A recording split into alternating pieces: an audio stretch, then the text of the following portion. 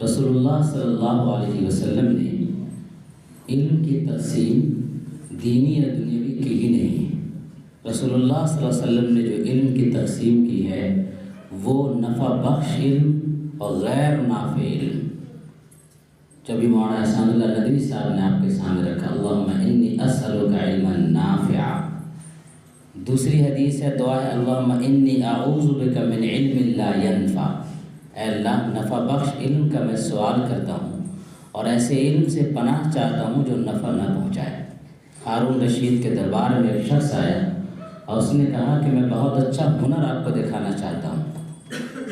اس نے ہنر یہ دکھایا کہ سوئی کے سوراخ سے ایک دوسری سوئی کو پھینکا اور سوراخ سے باہر نکال دیا. تو بہت بڑا ہنر تھا. ہارون رشید نے کہا وزیر کو بلاؤ اور جلاد کو بھی بلاؤ. وزیر سے کہا کہ اس کو 10 درہم انعام دے دو اور جلاد کو کہا کہ اس کو 10 کوڑے لگاؤ. اس آدمی نے پوچھا کہ 10 درہم انعام تو سمجھ میں آ رہا ہے، یہ جلاد کا کوڑا سمجھ میں نہیں آ رہا ہے. ہارون رشید نے کہا 10 درہم انعام ہم نے اس لیے دیا کہ تم نے محنت کی ہے اور 10 کوڑے ہم نے اس لیے لگائے ہیں کہ تم نے ایسی چیز میں محنت کی ہے جس میں نہ دین کا فائدہ ہے نہ دنیا کا فائدہ ہے. تو ایسی چیزوں میں نہیں لگنا چاہیے. نفع بخش بہت اچھی باتوں کی طرف اشارہ کیا. دینی علوم اور عصری علوم کو جو 2 خانوں میں بانٹ کر کے ہم لوگوں کو ادھورا چھوڑ دیا گیا ہے، اس کا بہت نقصان ہو رہا ہے اور تمام علماء اس پر متفق ہیں کہ اس کے اندر بیلنس رہنا چاہیے. اسی وجہ سے آج کا عنوان جو رکھا گیا ہے دینی و عصری تعلیم، چیلنجز اور امکانات. کیا چیلنج ہے دینی تعلیم کے لیے، کیا چیلنج ہیں عصری تعلیم کی راہوں میں، اور کیا امکانات ہے، کیسے ہم اس سے نکل سکتے ہیں ان چیلنجوں سے. اس پر انشاءاللہ بہت اہم گفتگو آپ کے سامنے ہوگی کہ ہم سب کے بڑے اور سرپرست اور مربی ہیں. میں بہت ہی ادب و احترام کے ساتھ درخواست کرتا ہوں سابق ADM جناب نیاز احمد صاحب سے کہ وہ آئیں اپنی بات رکھیں. الحمدللہ رب العالمین والصلاة والسلام علی رسول الامین علی یوم الدین.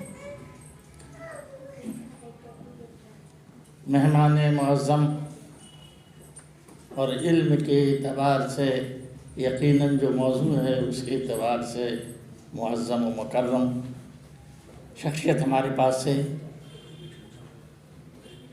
گو میں ان کے لیے اگر گرامی قدر شخصیت عزیز گرامی اگر استعمال کروں تو یہ زیادہ مناسب ہوگا. قاضی مجاہد الاسلام صاحب بھائی کی طرح سے ہم سے منسلک تھے اور سیکریٹری جنرل مسلم پرسنل لا بورڈ، بہت قیمتی شخصیت صاحب علم سیف اللہ صاحب سے کہ آپ صاحبزادے ہیں. جب مولانا آفتاب غازی نے مجھ سے کہا کہ فون پہ کہ موضوع یہ ہے، میں نے کہا کہ اس پر تو بارہا گفتگو ہوتی رہتی ہے، ٹھنڈک ہے آج کل، کچھ عمر کا تقاضا بھی ہے، بعد نماز مغرب. لیکن جب انہوں نے بتایا کہ آج جن کو سننا ہے وہ آپ کے متعلق، تو میں نے کہا کہ انشاءاللہ میں ضرور آؤں گا اور اس لیے حاضر ہوا ہوں. تو میں اب صرف ٹو دی پوائنٹ ٹاپک پر بات کروں گا. علم کے متعلق علم کتنا ضروری ہے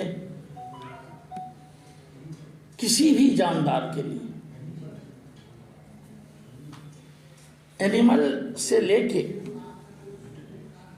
اور ریشنل ایلیمنٹ جو حضرت انسان ہم جس میں ہیں، سب کو کسی نہ کسی طرح کے نالج کا عنصر دیا گیا ہے اور اس کے مطابق اس کی ضرورت سے اس کے لگاؤ ہے.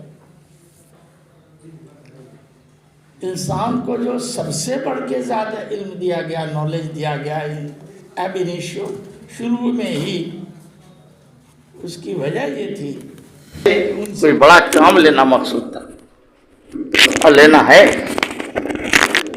جس سے کوئی بڑا کام لینا ہوتا ہے تو اس کو کی جانکاری نالج بھی زیادہ ہونی چاہیے. تو اس سے پہلے ہمیں سمجھنا ہوگا کہ بحیثیت انسان ہم جو اس ریئر پر ہیں، اور تو ہمیں کیا ذمہ داری دی گئی ہے، علماء کرام بخوبی جانتے ہیں۔ ایک لفظ میں یہ کہہ دیں گے کہ اللہ کے حکم کے مطابق، اس کی مرضی کے مطابق اس نظام کو جو یہاں ہے، جو اس نے دیا ہے، اس کو چلائیں اور اسی طرح چلائیں جس طرح وہ چاہتا ہے۔ اب اس کے چلانے کے لیے جو کام ہے، جو کوئی بڑا افسر مقرر کیا جاتا ہے اور جس انوائرمنٹ میں اس کو دیا جاتا ہے، اس کی کچھ ضرورتیں بھی تو ہیں۔ کیا وسائل چاہیے؟ تو ایک مورل لائن آتا ہے، اور دوسری چیز ہے کہ جتنی ضروریات فزیکل، طبیعتی، بایولوجیکل جو بھی ہو، میں تشریح میں نہیں جانا چاہتا، اس کے متعلق کیا بات ہے۔ کیا ہم ہینڈی کیپٹ ہو کے زمین پر لا دیے گئے؟ نہیں صاحب، آپ کو کچھ نہیں دیا گیا، جائیے زمین پر اور یہ اللہ اللہ کیجیے، اللہ کا نام لیجیے، یہ میری عبادت ہو جائے گی کمپلیٹ۔ نہیں، خالق کائنات جانتا تھا کہ آج جس دن انسان کو زمین پہ بھیجا گیا، اور جب قیامت سے پہلے جب انہیں واپس لے لیا جائے گا، تو کتنے طرح کے حالات اور سچویشنز اس کے پاس آئیں گے، اور ان کی ضرورتیں کمپیریٹیولی چینج کرتی جائے گی، تو وہ وسائل کو کیسے مہیا کر دیا گیا۔ جہاں میں تو کوئی قرآن کا ماہر نہیں ہوں، سنا ہے علماؤں سے، اور کبھی کبھار جب مطالعہ کرتے ہیں اور ترجمہ دیکھتے ہیں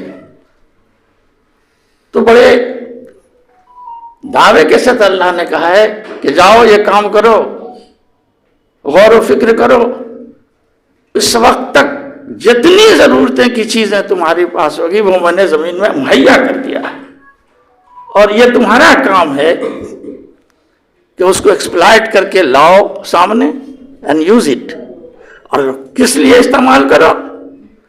تاکہ میرے عبادت کا حق ادا ہو سکے۔ اب اس میں ربط ہے، یہ باتیں جو سامنے آئی وہ یہ ہے کہ جب ہے زمین کچھ زمین کے نیچے ہے، کچھ سمندر میں ہے، کچھ ریگزاروں میں ہے، کچھ گلزاروں میں ہے، کچھ راہوں میں ہے، کچھ کھیتوں میں ہے، کچھ کھلیانوں میں ہے، کچھ درسگاہوں میں ہے، کھوجنے کا کام کس کا ہے؟ میرا ہی ہے، ہمارا ہے اور آپ کا ہے۔ غلطی ہمارے سے یہی ہوتی رہی ہے شروع سے کہ ہم کسی ایک چیز کو بہت زیادہ کرتے رہے۔ کوئی چیز کیوں نہیں سب سے بہتر ہو، لیکن زیادتی اگر آپ اس کی کریں گے تو کہیں نہ کہیں کمی آپ کو اس کا نقصان پہنچا دے گا۔ اب ایک دسترخوان پہ بہت عمدہ کھانے ہیں اور آپ کو قورمہ پسند آ گیا اور آپ صرف قورمہ ہی کھا کے چلے آئے، باقی چیز ویسے ہی رہ گئے، تو معلوم ہوا کہ صبح میں آپ گرانی معدہ سے متاثر ہیں۔ اسی طرح سے دین کا معاملہ بھی ہے، ہمیں ڈیفائن کرنا ہوگا، اس کو تعریف کرنی ہوگی کہ ہر فرد کے لیے دین کا کتنا حصہ لازمی ہے، اور باقی تمام اس کے ڈیٹیلز جاننا تو اچھی بات ہے، لیکن منیمم کتنا ریکوائرمنٹ ہے جو ہونی چاہیے۔ جیسے کھانا لازمی ہے، لیکن کتنا منیمم کھانا ہمیں کھانا ہے اور کتنا میکسیمم کھانا ہے، اس کے بیچ میں رہنا ہے ہمیں۔ یہی معاملہ کچھ ابھی علوم کے سلسلے میں بھی زیر بحث ہے، اور مسلم کمیونٹی 2-3 ادوار میں اس سچویشن سے گزری ہے۔ ایک وہ وقت جب مسلمان یہاں آئے، مسلم اس سے پہلے اس ملک میں نہیں تھے، میں دنیا کی بات نہیں کرتا، آخر میں کنکلوژن میں میں بات اس کو لنک کر دوں گا تو اس وقت سچویشن دوسرا تھا. ایسا نہیں تھا کہ اخلاقیات سے یہاں کے لوگ بے بہرت ہوئے. انہیں گیتا کا علم تھا، انہیں وید کا علم تھا، انہیں بدھزم کی فلسفی سے تھا، جو بھی تھا. لیکن ایک دور آیا کہ مسلمز کا انکاؤنٹر ہوا ان لوگوں سے، اور لوگ آئے. تو مسلم کہاں سے آئے؟ مسلم تو جس سے مراد ہم لوگ ٹیکنیکل میننگ میں لیتے ہیں تو وہ یہ ہے کہ نبی کریم صلی اللہ علیہ وسلم کے امتی لوگ جب ہندوستان میں آئے یا عرب سے آئے، وہ دور ہوا.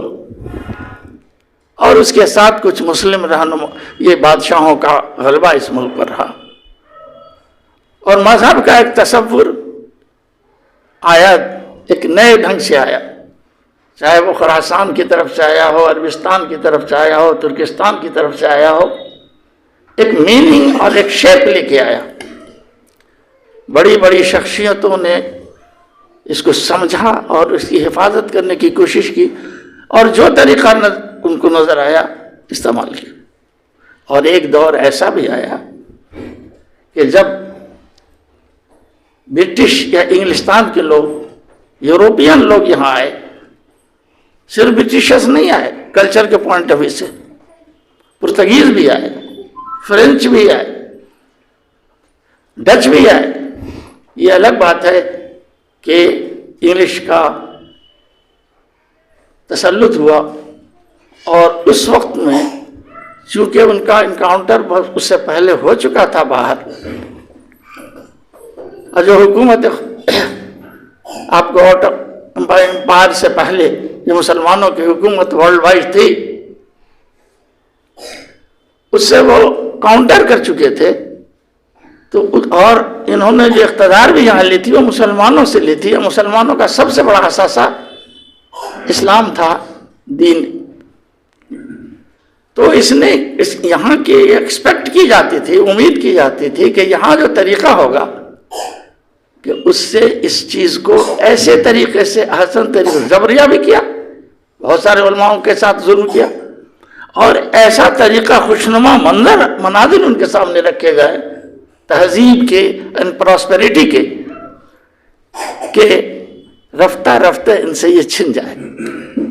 اور شاید اسی کو محسوس کرتے ہوئے اس وقت کے اللہ نے اپنی طرف سے جن لوگوں کو یہ توفیق دی، دیوبند وغیرہ جیسے ادارے قائم ہوئے، اور انہوں نے کیا اس طرف بہت مثبت قدم اٹھا کر بڑی محنت سے کام کیا.